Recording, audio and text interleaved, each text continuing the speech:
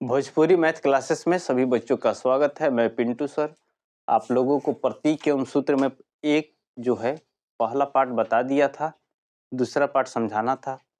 इधर उधर सब कुंभ उम्भ का मेला लगा था, सभी बच्चे इधर उधर चले गए थे और दो चार दिन ट्यूशन बंद रहा क्योंकि हमारे बीच का जो ये गांव है ढलैया हो रहा था तो बच्चे नहीं आ पा रहे थे, इसीलिए वीडियो नहीं बन पाया। क्योंकि हम अकेले में तो वीडियो बनाते नहीं हैं, सभी बच्चों के साथ ही बनाते हैं। फिर भी ध्यान देना है आप लोगों को, प्रतीक और सूत्र में आप लोगों को अम्ल मूलक और क्षार मूलक समझा दिए थे, अम्ल मूलक और क्षार मूलक समझा दिए थे, ठीक है ना। उसमें संयोजकता के बारे में भी बता दिए थे, प्रतीक क्या है, संकेत क्या है और उसका सूत्र क्या है, और साथ में संयोजकता भी बता दिए थे कि वैलेंसी उनका क्या होता है। आज जो होगा हम लोग बनाने के लिए सीखेंगे। जैसे पहला है सोडियम सल्फेट का सूत्र लिखे, ध्यान दीजिएगा। पहला नंबर है sodium sulphate, sodium sulphate. Sodium का सूत्र क्या होता है? सोडियम का सूत्र क्या होता है?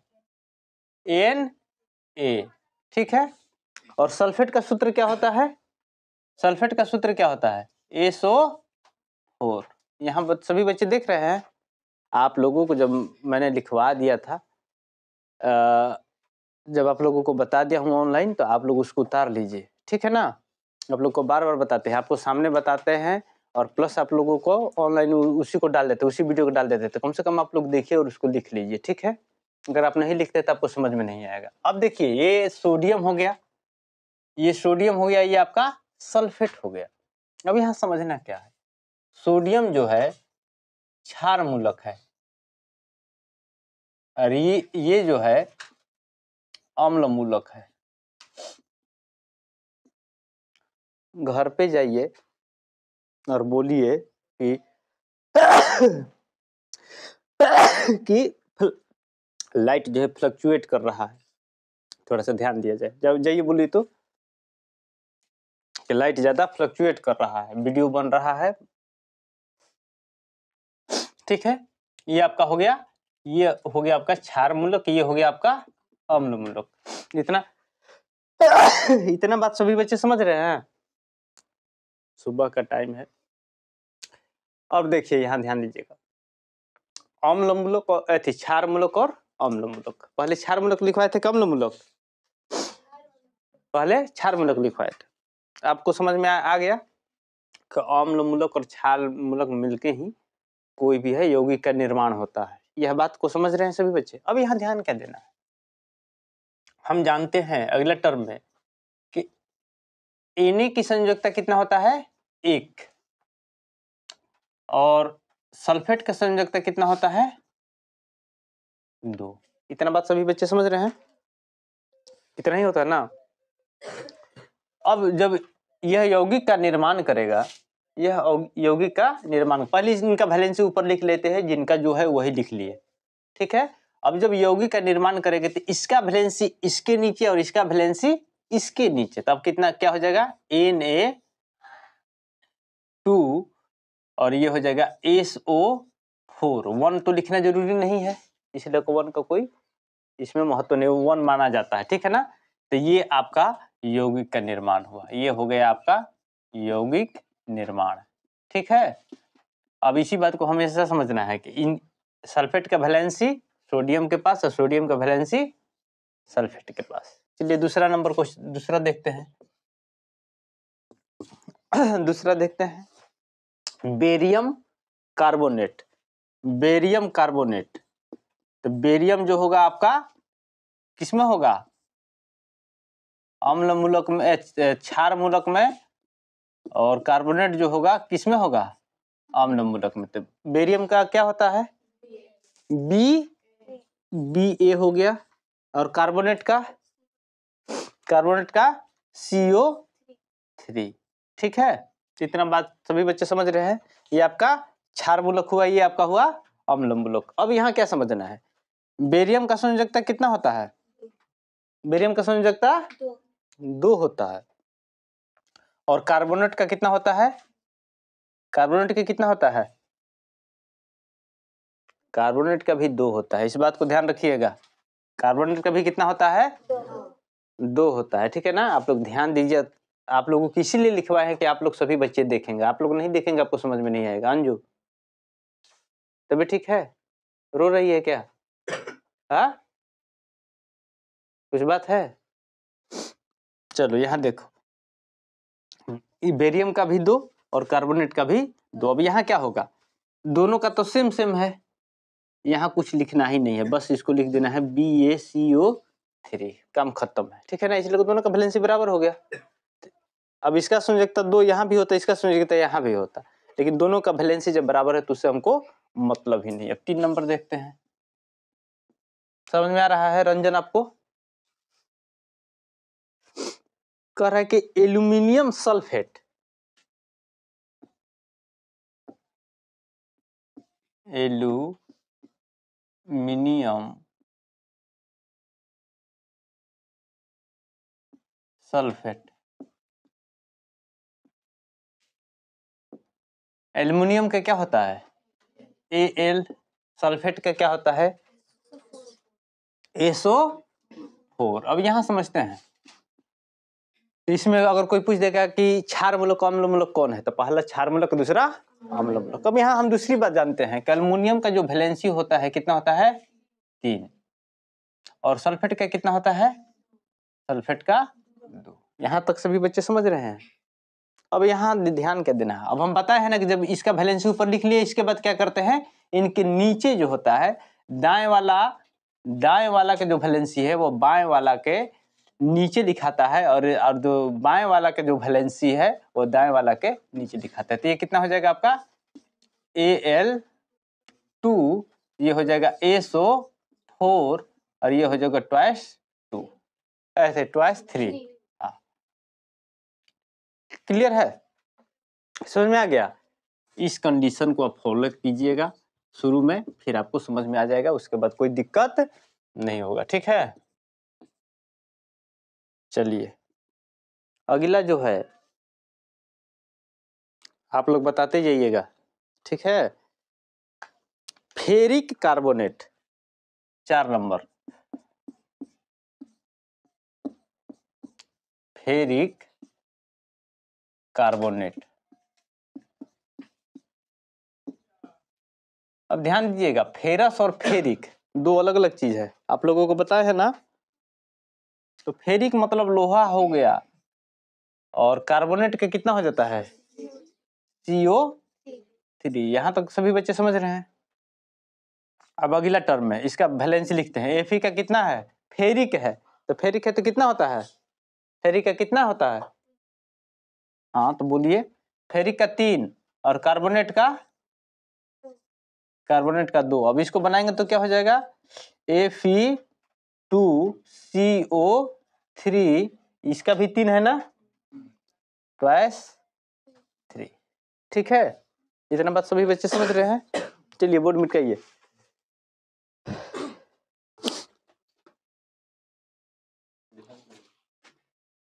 दो धन मूलक देखो और 2 ऋण मूलक देखो, ठीक है ना। धन मूलक और ऋण मूलक देखते जाओ और तब हमको बताते जाओ सभी बच्चे।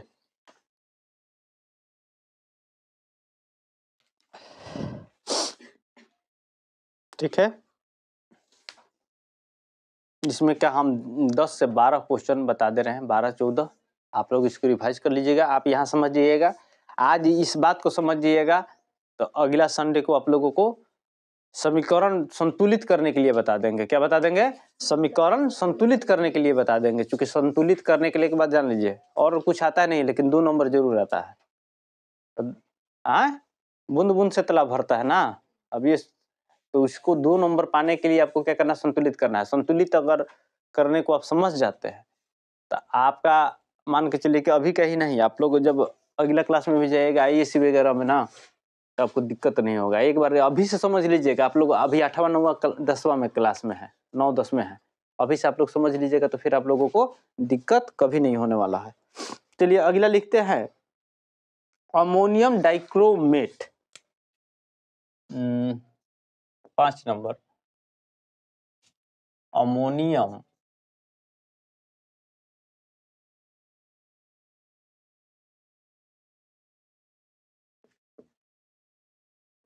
डाइक्रोमेट। अमोनियम डाइक्रोमेट, अमोनियम का सूत्र क्या होता है? NH4। हाँ, डाइक्रोमेट का Cr2O7। जोर से बोलो, ठीक है। अब इसका वैलेंसी कितना होता है अमोनिया का? अब यहाँ थोड़ा सा अब शॉर्टकट में समझते हैं। इसका वैलेंसी 1 और डाइक्रोमेट का कितना होता है? 2। अब इसको लिख लेंगे क्या? NH4 + 2 Cr2O7। 1 है तो 1 हो गया। यहाँ तक किसी बच्चे को दिक्कत है क्या? चलिए अगला देखते हैं, chromium sulphate. Chromium sulphate, chromium का क्या होता है? क्रोमियम का क्या होता है? Cr होता है। क्रोमियम का क्या होता है? Cr। क्योंकि यही इसीलिए संकेत आप लोग सब संकेत वगैरह सब लोग आप देख लीजिएगा, जरूर एक बार देख लीजिएगा, देखिएगा, कुछ याद कीजिएगा। क्योंकि संकेत में संयोजकता भी हम लाइन से लिखवा दिए है, 1 वाला लिखवा दिए हैं पूरा, 2 वाला पूरा लिखवा दिए हैं, ऐसे करके लिखवा दिया, ठीक है। तो क्रोमियम क्रोमियम क्या है? क्रोमियम सल्फेट है। तो क्रोमियम हो गया, सल्फेट का क्या हो गया? SO4। क्रोमियम का कितना होता है? क्रोमियम का 3 और सल्फेट का कितना होता है? 2। काम खत्म हो गया। ये हो गया आपका Cr2 और ये हो गया SO4+3, ठीक है। अब समझ में आ रहा है ना? चलिए अगला देखते हैं, 7 नंबर। 7 नंबर दिया है एल्युमिनियम क्लोराइड। एल्युमिनियम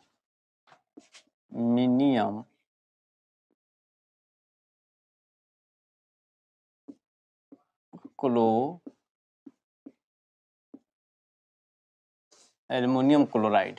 एल्युमिनियम का Al और क्लोराइड का Cl। एल्युमिनियम का कितना होता है? एल्युमिनियम का 3 और क्लोराइड का कितना होता है? क्लोराइड का कितना होता है? हाँ, इसका होता है 1। देखिए आप लोग समझिएगा, आप लोग को एक और बात समझिए, संयोजकता जो होता है, बार बार बताते कि किसी परमाणु के वाहतम कक्षा में उपस्थित इलेक्ट्रॉनों को संख्या को हम लोग क्या कहते हैं? संयोजी इलेक्ट्रॉन। तो संयोजी इलेक्ट्रॉन का मतलब उसी से संयोजकता बना है, जो इलेक्ट्रॉन भागीदारी लेता है, जो इलेक्ट्रॉन भागीदारी करता है, उसी को हम लोग क्या कहते हैं? अब जैसे हम लोग क्लोरीन है, तो थोड़ा सा यहाँ बात समझिएगा। क्लोरीन जो है ये आपका कितना होता है? इसका परमाणु संख्या 17 होता है, सभी बच्चे जानते हैं। इसका जब हम लोग इलेक्ट्रॉनिक्स विन्यास बनाते हैं तो प्रथम कक्षा में तो 2 भरेगा, दूसरे कक्षा में कितना भरेगा? 8, तीसरे कक्षा में 7। तो कभी भी कोई भी इलेक्ट्रॉन जो होता है वो अपने को, वो जो भी इलेक्ट्रॉन है, जो अपने को क्या करना चाहता है? अस्थाई बनाना चाहता है। तो अस्थाई का रूल क्या है? 2n²। अस्थाई का रूल क्या है? 2n²। अर्थात 2 गुना 1 का स्क्वायर करेंगे तो 2, या 2 गुना 2 का स्क्वायर करेंगे तो कितना हो जाएगा? 8, या 2 गुना 3 का स्क्वायर करेंगे तो कितना हो जाएगा? 18। ऐसे ही करके बढ़ता है, ठीक है ना, ये सूत्र होता है। तो इसमें बात आपको समझना क्या है, तो जो अस्थाई बना लेगा वो निष्क्रिय हो जाएगा, और जो अस्थाई नहीं बनाएगा उसमें धातु अधातु उसमें होता है, ठीक है ना। 1 से 4 तक धातु और फिर उसके बाद जो होता है वो हो जाता है अधातु। इस टाइप से होता है, इस बात को समझिए। तो यहाँ जो है देखिए क्लोरीन 17 है, तो यहाँ जो है अस्थाई बनाने के लिए इसको 8 चाहिए था, इसको 8 चाहिए था ना। लेकिन अंतिम कक्षा में 1 का कमी है इसके पास। ये तो दो तो अस्थाई बना लिया, 8 भी अस्थाई बना लिया, बचे 7 इलेक्ट्रॉन। तो 7 इलेक्ट्रॉन बचे, तो मान के चलिए कि ये तो आपका नाभिक हो गया, ये आपका नाभिक हो गया। चलिए इसको हम नाभिक मान लिए। नाभिक में प्रोटॉन और क्या होता है, न्यूट्रॉन होता है। पहला कक्षा में 2, दूसरा कक्षा में 8, तीसरा कक्षा में कितना हो गया 7। तो अब ये क्या कहीं ना कहीं ये क्या करेगा, साझेदारी करेगा। तो इसको क्या चाहिए, एक इलेक्ट्रॉन का काम था, तो वह इलेक्ट्रॉन जो लेता है तो वही जो होता है संयोजी इलेक्ट्रॉन होता है, वही मान इसका 1 होता है। समझ में आ गया अभी? अभी सभी बच्चे समझ रहे हैं? आगे समझाएंगे तब किताब उठाएंगे। अभी ये चीज बेसिक चीज को जान लीजिए। अभी ये क्या हो गया आपका Al और ये हो गया Cl3। किसी को दिक्कत है?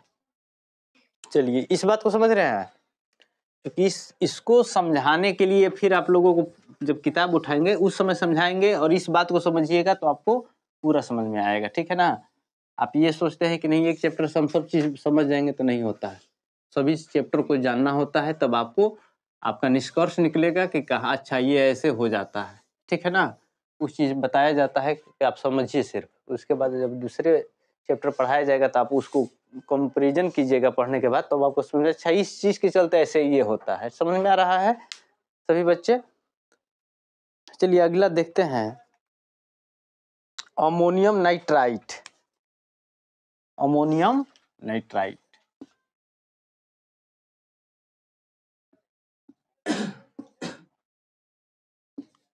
Ammonium nitrite.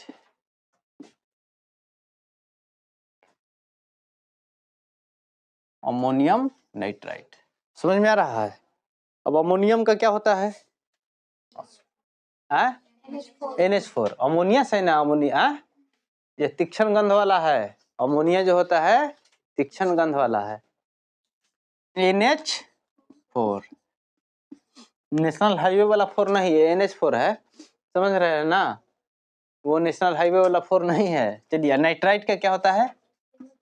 NO2। यहाँ सभी बच्चे समझ रहे हैं? अमोनिया का कितना संयोजकता होता है? अमोनिया का 1, और नाइट्राइट का इसका भी 1। अरे वाह, तब तो कुछ करना ही नहीं है। नहीं, चलिए सभी बच्चे समझ गए? किसी को दिक्कत? समझ में आ रहा है ना? चलिए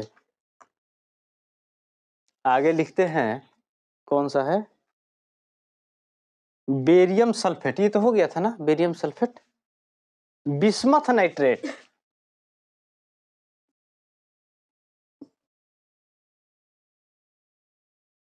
बिस्मथ नाइट्रेट, बिस्मथ नाइट्रेट। अब यहां ध्यान दीजिएगा, बिस्मथ का क्या होता है? बिस्मथ का क्या होता है? बिस्मथ का कितना होता है? एक मिनट, बिस्मथ नाइट्रेट है ना, BI होता है ना। बिस्मथ और नाइट्रेट का क्या हो जाएगा? NO3 नाइट्रेट है ना। बिस्मथ का कितना वैलेंसी होता है? बिस्मथ का वैलेंसी 3, और नाइट्रेट का 1। समझ में आ गया? अब इसका वैलेंसी इसके पास और इसका वैलेंसी इसके पास।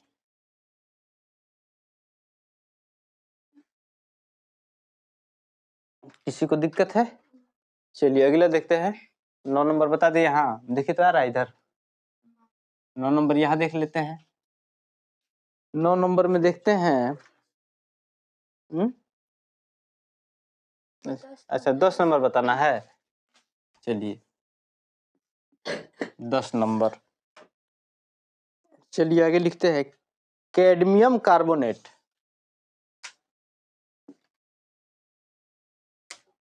Cadmium carbonate,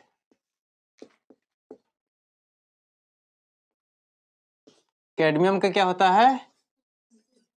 CD। कार्बोनेट का क्या होता है? CO3। कैडमियम का कितना होता है वैलेंसी?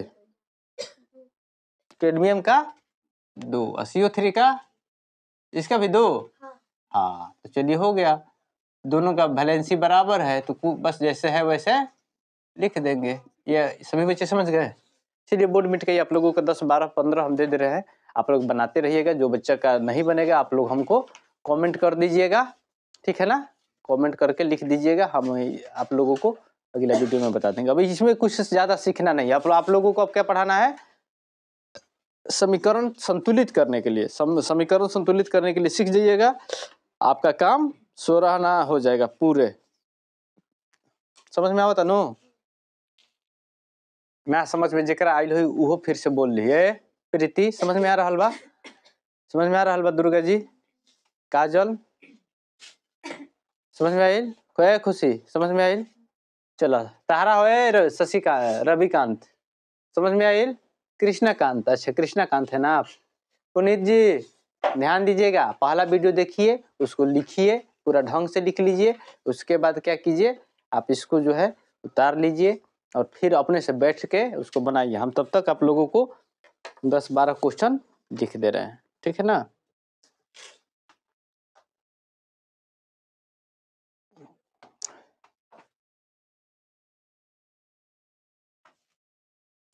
बनाइएगा।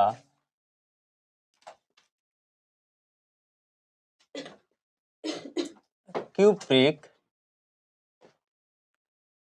हाइड्रोक्साइड,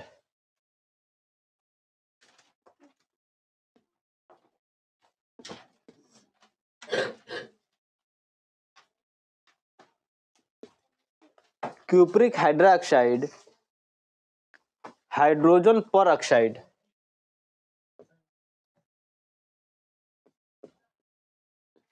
हाइड्रोजन पर ऑक्साइड,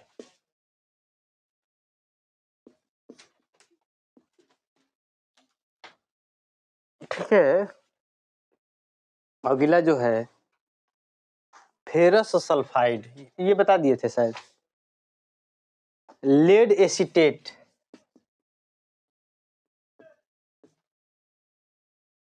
लेड एसीटेट। अगला जो है मैग्नीशियम फास्फेट, मैग्नीशियम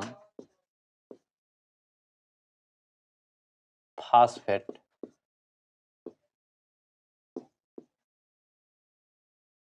ठीक है। Nickel nitrate, nickel nitrate,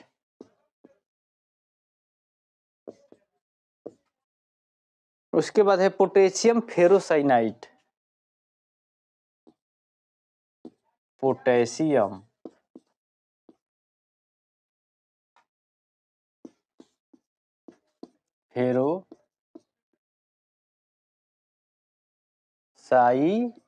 cyanide. 1 2 3 4 5 6। अगला लिख लीजिए strontium bromide,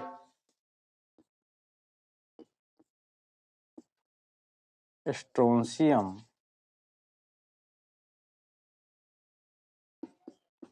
bromide.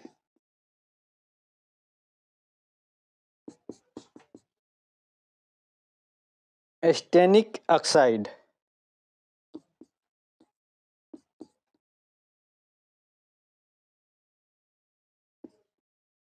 Stannic oxide.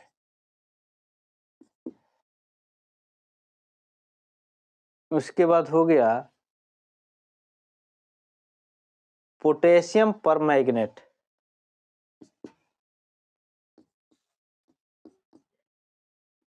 Potassium permanganate, ठीक है। सभी बच्चे लिख लीजिएगा। कितना हो गया? 10 हो गया। 1 2 3 4 5 6 7 8 9। अच्छा 9 हुआ। एक और लिख देते हैं स्टेनस क्लोराइड, स्टेनस